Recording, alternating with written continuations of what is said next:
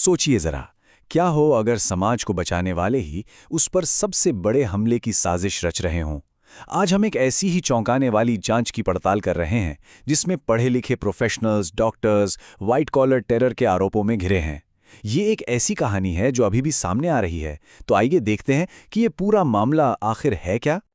तो ये कहानी शुरू होती है एक ऐसे आरोप से जो न सिर्फ बहुत गंभीर है बल्कि काफी असामान्य भी है। एक ऐसा आरोप जिसने जांच एजेंसियों को भी हैरान कर दिया। तो ये व्हाइट कॉलर टेरर मॉड्यूल आखिर है क्या? देखिए, जांचकर्ताओं के मुताबिक इसका मतलब है डॉक्टरों जैसे पढ़े लिखे सम्मानित पेशेवरों का एक ग्रुप जो कथित तौर पर अपने ज्ञान और समाज में अपने भरोसे वाले दर्जे का इस्तेमाल आतंकी गतिविधियों के लिए कर रहे थे। और यही बात इस पूरे मामले को इतना ज्यादा खतरनाक और चौंकाने वाला बना देती है। तो अब सवाल ये उठता है कि आखिर वो कौन लोग हैं जिन पर इतने संगीन आरोप लगे हैं। चलिए अब एक नज़र उन लोगों पर डालते हैं जो इस जांच के केंद्र में हैं। तो चलिए सबसे पहले देखते हैं कि रिपोर्ट्स में किन लोगों के नाम सामने आ रहे हैं। जांच में फिलहाल 3 मुख्य नाम सामने आए हैं। जम्मू कश्मीर के पुलवामा से डॉक्टर मुजम्मिल शकील गनई, कुलगाम से डॉक्टर अदील अहमद राठेर और लखनऊ से डॉक्टर शाहीन सईद। यहाँ गौर करने वाली बात यह है कि ये सभी आरोपी डॉक्टर हैं, मतलब वो लोग जिन पे समाज को ठीक करने की, जाने बचाने की जिम्मेदारी होती है।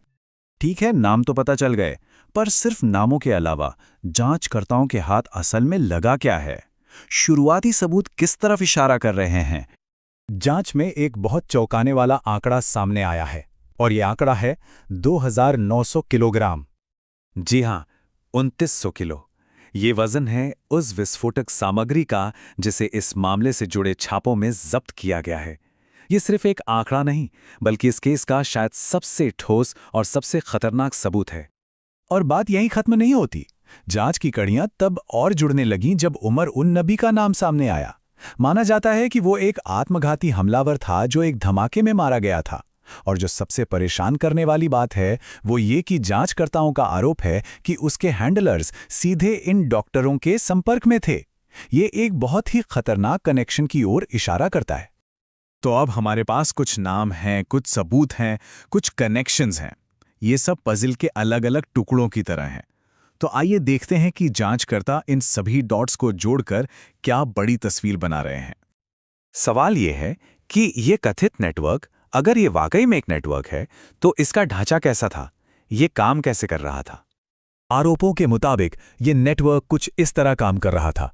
जमीन पर थे ये डॉक्टर्स, उनके सहयोगी और उमर उन नबी जैसे लोग। इन्हें ऑपरेट करने वाले हैंडलर्स कथित तौर पर तुर्की और अफगानिस्तान जैसे देशों में बैठे थे। और इन सभी के तार जैश ए मोहम्मद और अंसार गज़वत उल हिंद जैसे कुख्यात आतंकी संगठनों से जोड़े जा रहे हैं। लेकिन आगे बढ़ने से पहले कुछ बातें साफ कर देना बहुत बहुत जरूरी है, क्योंकि ये सिर्फ एक कहानी नहीं बल्कि एक जारी मामला है। सबसे पहली और सबसे अहम बात, ये जांच अभी खत्म नहीं हुई है।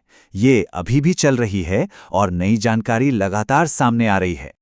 दूसरी जरूरी बात यह है कि जो भी हम यहाँ चर्चा कर रहे हैं वो न्यूज़ रिपोर्ट्स और जांच एजेंसियों के दावों पर आधारित हैं। ये सब अभी आरोप हैं। अदालत में अभी तक कुछ भी साबित नहीं हुआ है। इस बात को ध्यान में रखना बहुत जरूरी है। और जाहिर है, जब कोई इतनी बड़ी आतंकी जांच चलती है तो चीजें बदल सकती हैं। जैसे जैसे नए सबूत सामने आएंगे, हो सकता है कि संदिग्धों की पहचान, उनकी भूमिकाएं और उनके आपसी संबंध, इन सब में बदलाव देखने को मिले। तो अंत में सबसे बड़ा सवाल यही है कि जब जांच की सभी परतें खुलेंगी तो सच क्या निकलेगा? और इससे भी बड़ा सवाल ये है कि अगर ये आरोप सच साबित हुए तो हम उस भरोसे का क्या करेंगे जो समाज अपने सबसे पढ़े लिखे और सम्मानित लोगों पर करता है? ये एक ऐसा सवाल है जिसका जवाब शायद भविष्य ही देगा।